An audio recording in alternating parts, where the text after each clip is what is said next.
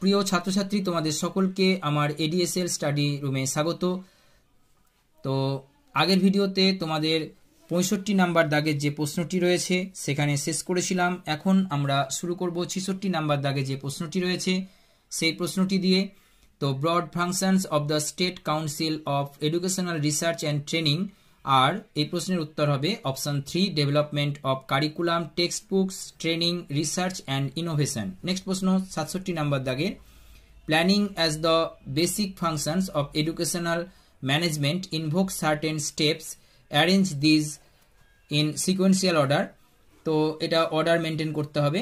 তো এই প্রশ্নের উত্তর হচ্ছে অপশান 3, প্রথমে আসবে বি, তারপরে এ, তারপরে আসবে সি, তারপরে আসবে ডি, তারপরে আসবে ই। ঠিক আছে, পজ করে তোমরা দেখে নেবে এবং লিখে নেবে। নেক্সট প্রশ্ন 68 নাম্বার দাগের, অর্গানাইজেশনাল ক্লাইমেট, এটা হবে তোমার অপশান 3 অর্থাৎ এ, তারপরে আসবে সি, তারপরে আসবে ডি। ঠিক আছে, নেক্সট প্রশ্ন 69 নাম্বার দাগে, discipline based model of curriculum design is, basically এটা হবে সাবজেক্ট সেন্টার্ড। এর পরের প্রশ্ন 70 নাম্বার দাগে যে প্রশ্নটি রয়েছে, which of the following is not a type of budgeting. এই প্রশ্নের সরাসরি উত্তর 4 নাম্বার অপশন, প্ল্যান্ড বাজেটিং।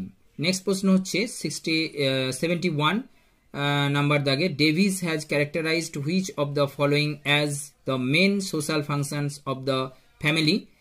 এই প্রশ্নের উত্তর হবে option 4, A, B, C, D, অর্থাৎ reproduction, maintenance, placement, socialization of the young ones. Next প্রশ্ন, which of the following sustainable development goals ensures inclusive and equitable quality education. এই প্রশ্নের সরাসরি উত্তর হচ্ছে অপশন 2, SDG 4। নেক্সট 73, এখানে দেখো দুটো লিস্ট দেওয়া আছে, লিস্ট 1 এবং লিস্ট 2 ম্যাচ করতে হবে।